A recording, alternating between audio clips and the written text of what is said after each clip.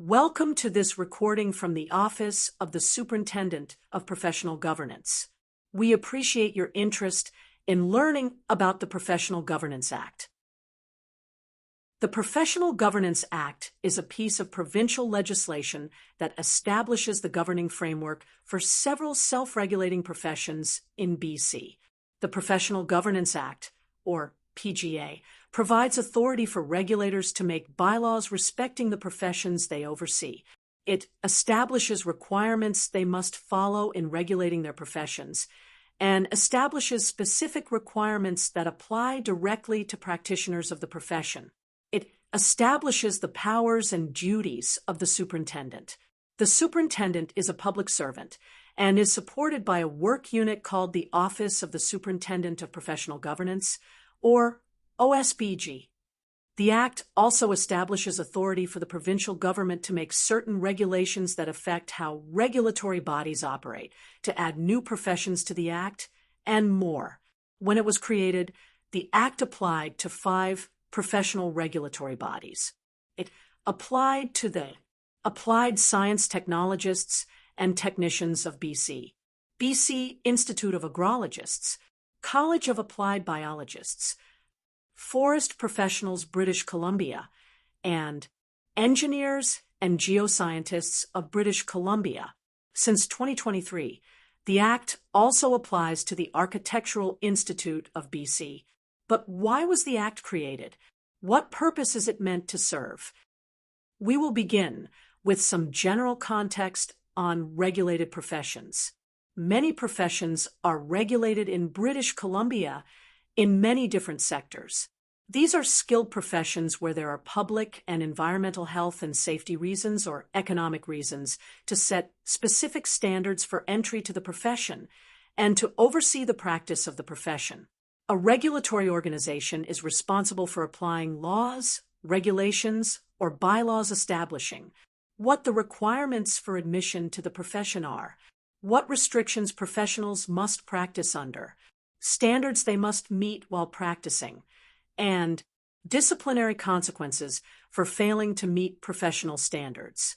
Some of the professions on the slide are regulated by a provincial ministry, agency, or crown corporation. For example, the Teacher Regulation Branch in the Ministry of Education regulates teachers, and the BC Financial Services Authority, a crown corporation, regulates real estate agents. Many other professions are what we call self-regulated. Professional self-regulation is an arrangement between an occupational group or profession and the government to regulate the activities of its registrants.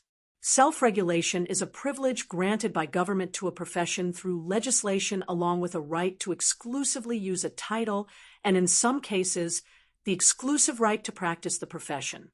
Reserved titles are intended to help the public know who is a registered, qualified practitioner of a profession. Exclusive rights to practice, what we call reserved practices under the PGA, are intended to ensure only qualified people provide services and perform tasks within that reserved practice. Major advantages of self-regulation include that practitioners of the profession are best positioned to establish and enforce standards for the profession due to their technical expertise, and that professionals have an interest in maintaining public confidence in the profession. This regulatory framework is intended to protect the public interest and reduce the risks of incompetent and unethical practice. Risks of professional self-regulation can include a public perception that practitioners of a profession are unlikely or unwilling to hold their fellow professionals accountable. Other risks could include limited capacity of the regulator to serve its public interest purpose or legislative barriers to effective governance.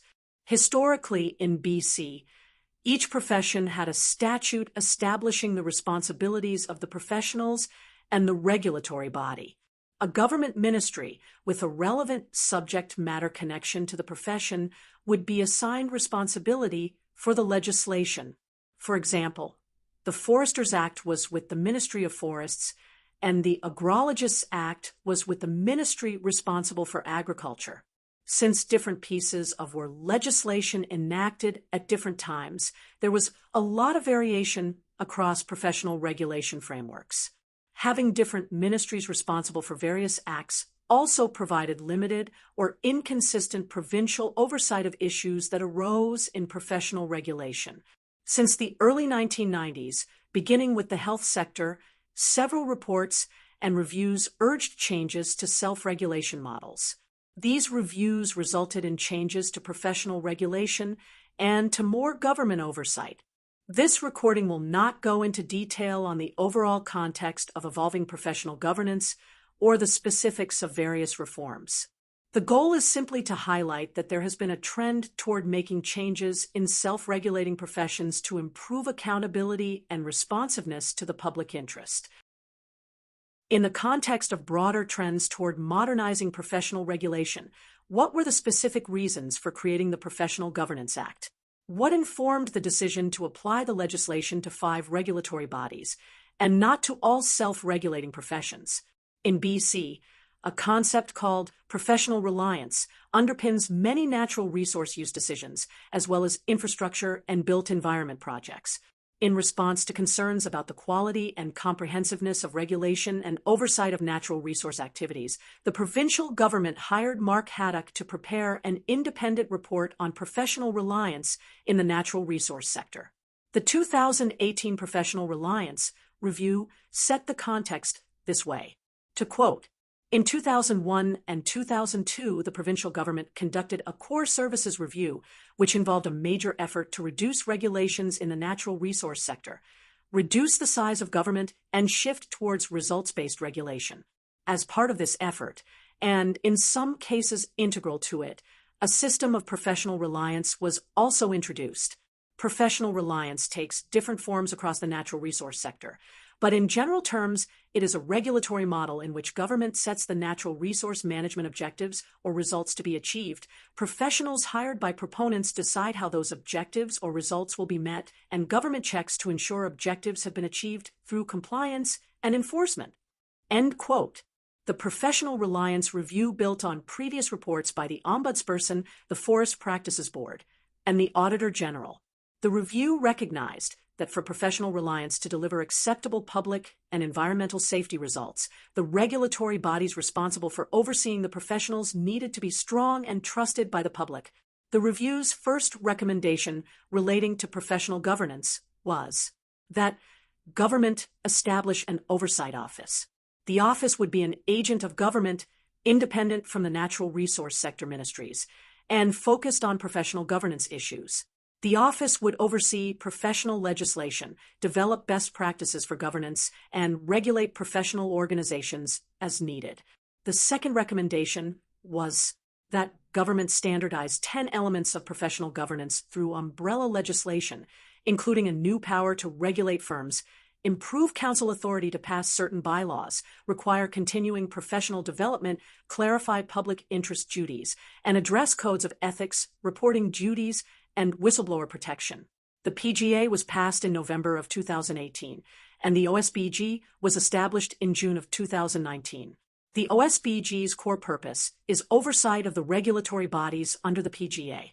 The PGA brought 5 regulatory bodies under one act and provides a consistent governance framework for their professions that incorporates best practices of professional governance. The reason the original 5 regulatory bodies were selected to come under the Act was that the professions they regulate are active in many natural resources management and decision-making functions. Government frequently relies on these professionals to provide information and advice on natural resources permitting decisions. For example, it is important to note that professional governance is just one input into a strong professional reliance system. The creation of the PGA and the OSBG address just 2 of the Professional Reliance Review's many recommendations. Other recommendations touched on issues such as natural resource ministries' roles in providing guidance and clarity on government's expectations for professional work in support of permit applications, Indigenous engagement in natural resources decisions, and more. To keep this recording concise, a detailed comparison of the previous legislation to the PGA is not included. However, at a thematic level, The PGA is supporting some important strategic shifts in professional governance. Two key changes in language symbolize this shift. The organizations regulating the professions are no longer referred to as associations. Instead, they are regulatory bodies. People who practice the regulated profession are now registrants of a regulatory body instead of members of an association. This change helps reinforce that the regulator is not a member service association and is not there to advocate for or serve the practitioners of the profession. Rules for electing and appointing board members are now consistent across PGA professions, with 8 registrant board members elected after a merit-based nominations process, and 4 lay board members appointed by the province after a merit-based competitive process. Member approval of bylaws has been discontinued under the PGA. The board responsibility to regulate in the public interest is reinforced by giving the board's authority to make bylaws without seeking registrant approval. Instead, bylaws are reviewed for suitability by the superintendent under the PGA before they can be brought into force.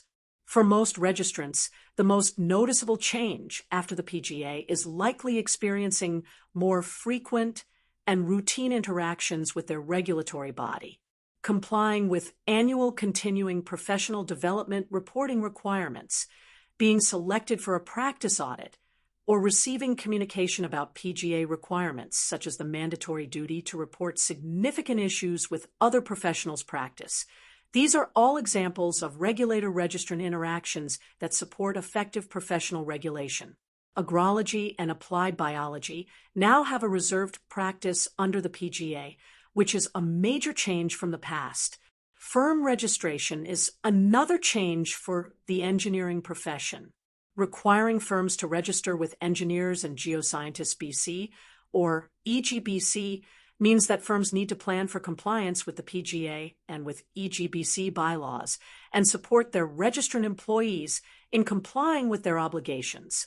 As another general theme, relationships have become more important and prominent under the PGA, being under one legislative framework, with built-in requirements for oversight by the superintendent, means that PGA regulatory bodies have more opportunity than before to work on issues of shared professional responsibility.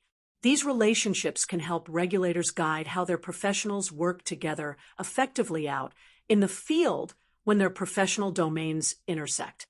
The PGA helps ensure that all regulators are working in similar ways to serve the public interest. The PGA, with additional supporting policy from the OSBG, increases the expectation for accountability and responsiveness to the public. As an example, a superintendent directive requires regulators to produce descriptive materials that articulate the regulated and reserved practice of each profession. This helps the public understand the profession's scope, and when hiring or contracting a registered professional is legally required. This is not to suggest that all these features did not exist prior to the PGA.